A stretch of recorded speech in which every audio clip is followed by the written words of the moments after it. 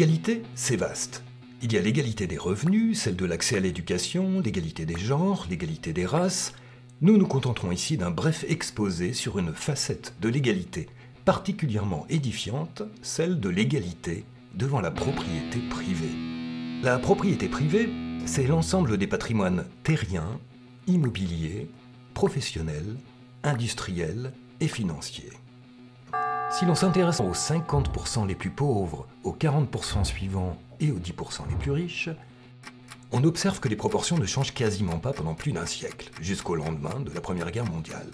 Les 50% les plus pauvres ne détiennent rien, les 40% suivants détiennent en moyenne 15% du patrimoine, et les 10% les plus riches en détiennent 85%.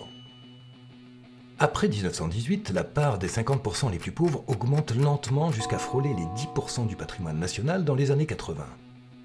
La part des 40% suivants s'élève plus nettement jusqu'à atteindre 40% du patrimoine national dans les années 80. Quant aux 10% les plus riches, leur part diminue jusqu'en 1980, où ils ne détiennent plus que 50% du patrimoine national. On assiste donc à l'émergence d'une classe moyenne liée à une profonde transformation de la politique sociale et économique de l'État qui, rappelez-vous, est sous la pression des luttes sociales, de la victoire des communistes en Russie et de dettes contractées pendant les deux guerres mondiales. Depuis 1980, les écarts se creusent à nouveau avec un patrimoine des 50% les plus pauvres et des 40% suivants qui diminue régulièrement, et un patrimoine des 10% les plus riches qui augmente jusqu'à 60% actuellement. Car la politique sociale et économique du gouvernement français a été depuis les années 80 fortement influencée par une tendance libérale mondiale, qui consiste à moins imposer les plus riches, et notamment leurs actifs financiers.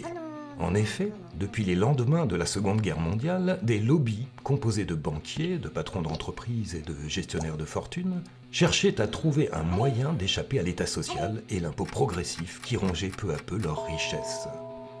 Et c'est dans les années 1980, alors que, comme par hasard, le bloc communiste se fissure, qu'ils obtiennent enfin l'instauration de la libre circulation des capitaux au niveau mondial.